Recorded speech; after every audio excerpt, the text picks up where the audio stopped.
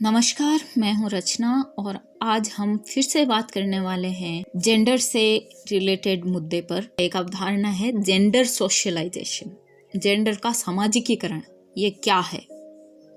ये वो तरीका है जिससे हमारा समाज हमारे बच्चों के जीवन में अलग अलग रास्ते दिखा देता है कि तुम मेल हो तो तुम्हें बंदूक से खेलना है, तुम फीमेल हो तो तुम्हें गुड़िया से खेलना है। ये भी इस जेंडर की अवधारणा का ही, इसके सोशलाइजेशन का ही हिस्सा है। हमारे माता पिता वो पहले इंसान होते हैं जो हमें बताते हैं कि ये जेंडर मैप है, ये नक्शा है, आपको इस पर कैसे चलना है।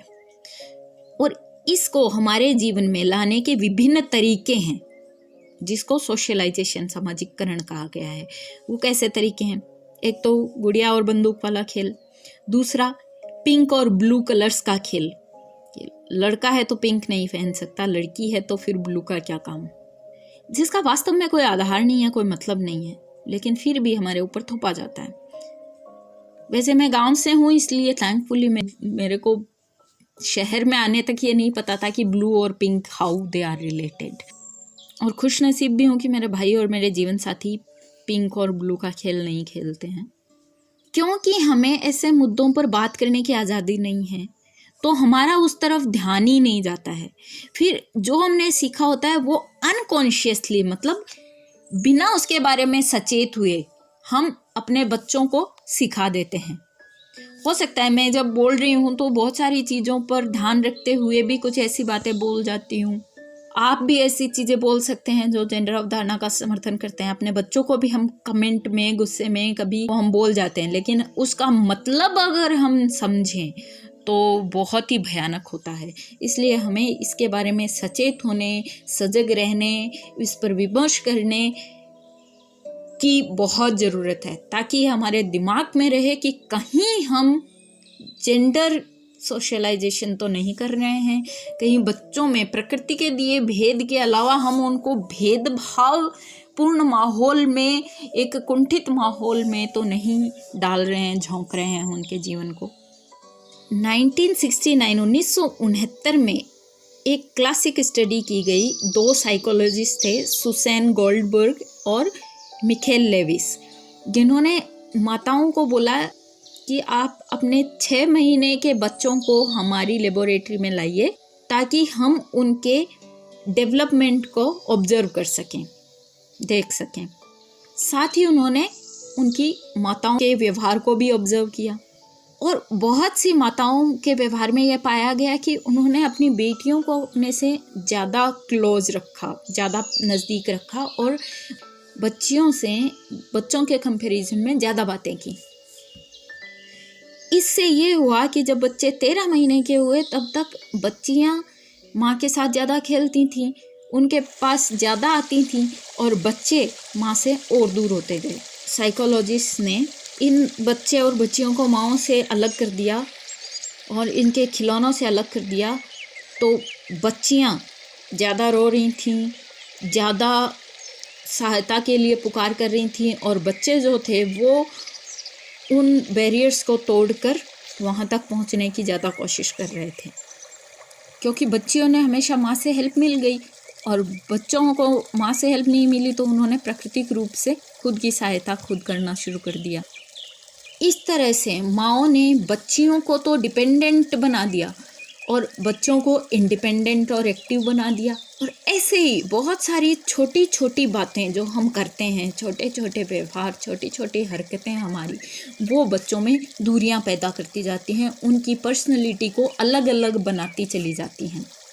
और हम सोच कर नहीं कर रहे होते हैं ऐसा। हम खिलौने भी बच्चों को अलग अलग ला कर देते हैं, गेम्स भी अलग अलग खेलने के लिए बोलते हैं, बच्चियों को बैठने वाले गेम्स ज़्यादा सिखाते हैं, बच्चों को मार धाड़ फिजिकल एक्टिविटीज़ वाले गेम ज़्यादा सिखाते हैं, बच्चों को हम डिस्ट्रॉयर बना देते हैं और बच्चियों को हम कंस्ट्रक्टर बनाते हैं।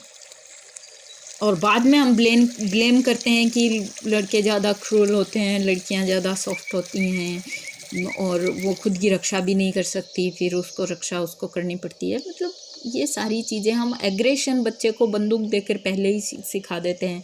बच्ची को हम ज्वेलरी देंगे, उसको सजना संवरना, अपनी सेफ्टी का भी वो ध्यान नहीं रख सकती है, सेल्फ डिफेंस भी उसे हम सिखाते नहीं हैं।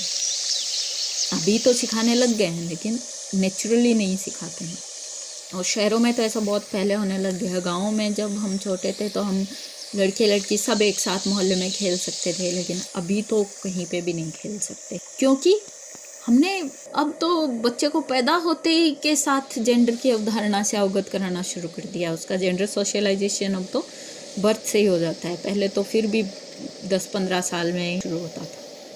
फिर कुछ बात, वो तो आप जानते ही हैं, वो तो बहुत ही कॉमन है कि तुम लड़की हो, तुम्हें ससुराल जाना है इसलिए चुप रहना चाहिए, तुम्हें खिलखिला कर नहीं हंसना चाहिए, तुम लड़के हो, तुम बाहर जा सकते हो, तुम मारपीट भी कर सकते हो, गाली गलौज भी कर सकते हो। ये सब चीज़ें हम अनकॉन्शियसली सिखा देते हैं, ये तो बहुत कॉमन है। और ऐसे ही सिखाते सिखाते हम इस हद तक पहुंच जाते हैं जहां पर आज़ादी, जो संविधान हमें आज़ादी प्रदान करता है, उसका मतलब ही बदल जाता है। मतलब जेंडर के हिसाब से वो हो जाता है। तो बाय डिफ़ॉल्ट एक लड़के को आज़ादी मिली हुई है, लेकिन एक लड़की को आज़ादी के लिए आज भी आजीवन संघर्ष करना पड़ता है। और आज़ादी का मतलब फूहड़ता नहीं होता है। आज़ादी का मतलब सभ्यता में रहकर भी लोग आज़ाद होते हैं। मानसिक रूप से आप आज़ादी दीजिए उनको, सोचने, उनको बोलने, घर के मामलों में राय देने की आज़ादी होनी चाहिए। अगर हम कोई नया वेंचर, कोई नई चीज़ शुरू करने जा रहे हैं तो अपवादों को छोड़कर बहुत सारी स्टडीज़ के अनुसार, और आप अपने जीवन में भी आजमा कर इसको देख सकते हैं, ज़्यादातर आदमी आपको रिस्क के बारे में बताएंगे कि ये रिस्क हो सकती है, यहाँ तुम फेल हो सकते हो, यहाँ तुम्हारे लिए गड्ढा है, यहाँ ये काम नहीं कर सकते हो, तुम ऐसे नहीं कर सकते हो, वैसे नहीं कर सकते हो, और तुम्हारा अल्टीमेटली मोरल डाउन हो जाएगा। और ज़्यादातर औरतें अपनी माँ ही से जाके पूछो, बोलेगी हाँ बेटा कर सकते हो, ये भी कर सकते हो, वो भी कर सकते हो, मेरे बच्चे में सारे पोटेंशियल है।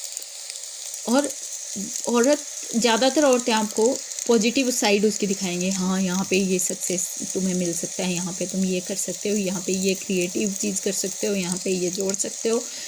हालांकि दोनों ही अवधारणाओं में कमी, दोनों ही एक ही पक्ष को देख रहे हैं, एक पक्ष को, दूसरा दूसरे पक्ष को, दोनों को ही दोनों पक्ष देखने की ज़रूरत होती है। इसलिए हमें दोनों बच्चों को हर परिप्रेक्ष्य में गढ़ने की ज़रूरत है, बजाय कि एक को दीवार के एक साइड बिठाने और दूसरे को दूसरी साइड बिठाए रखने के। अंत में दोनों का स्वभाव मानवीय है, दोनों मानव हैं, तो उनकी भावनाएं भी हो सकता है किसी कोई थोड़ा ज़्यादा कोमल हो, कोई ज़्यादा थोड़ा कठोर हो, लेकिन कोमलता और कठोरता दोनों में होती हैं। दोनों ही सॉफ्ट होते हैं, दोनों कोई गुस्सा आता है, दोनों ही हंसते हैं, दोनों ही रोते हैं, और होना भी चाहिए, क्योंकि भावनाएं ये सामाजिक भावनाएं हैं जो हमारे पर्सनैलिटी को डेवलप करती हैं।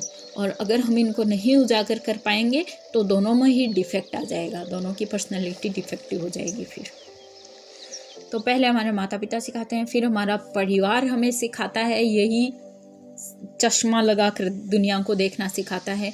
इस चश्मे के उतार कर हम दुनिया को देखना कभी सीखते ही नहीं हैं, इसलिए हमें जीवन के सारे पहलुओं पर सफलता नहीं मिलती है। और जिसने इन चश्मों को उतार कर जीना सीख लिया उसको जीवन के हर पहलू में सफलता मिले।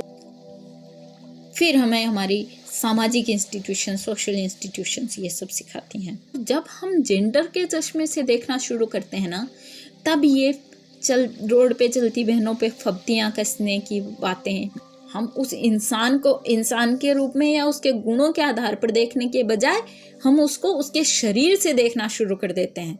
और ये डिफेक्ट हमारी इस जेंडर सोशलाइजेशन की वजह से होता है। ये हर बुराई की प्राथमिक जड़ है, क्योंकि इससे एक को प्रिविलेज मिल जाता है और दूसरे ग्रुप को लिमिटेशंस मिल जाते हैं। एक को हाँ बोलते हैं, एक का ना भी ना नहीं होता। मतलब लड़की ने अगर किसी लड़के को ना कह दिया तो वो भी स्वीकार नहीं किया जाएगा, उस पर भी तेजाब फेंक दिया जाएगा। इंसान को आप उसके काबिलियत के हिसाब से देखिए ना, शरीर के हिसाब से क्यों। अभी 2-3 साल पहले 3 फीट की बच्ची IAS ऑफिसर बनी है। एक बच्ची ईरा सिंघल UPSC 2014 की टॉपर, उसकी इतनी ज़्यादा प्रॉब्लम्स थी, एक तो लड़की, ऊपर से इतनी सारी हेल्थ इश्यूज़ की, उसको बहुत सारी सर्विसेज में मना कर दिया गया, लेकिन IAS में वो एक्सेप्टेड था। उसके अलावा बहुत सारी सर्विसेज में तो वो जा ही नहीं सकती थी, लेकिन क्योंकि उसकी काबिलियत थी इसलिए वो वहाँ तक पहुँची।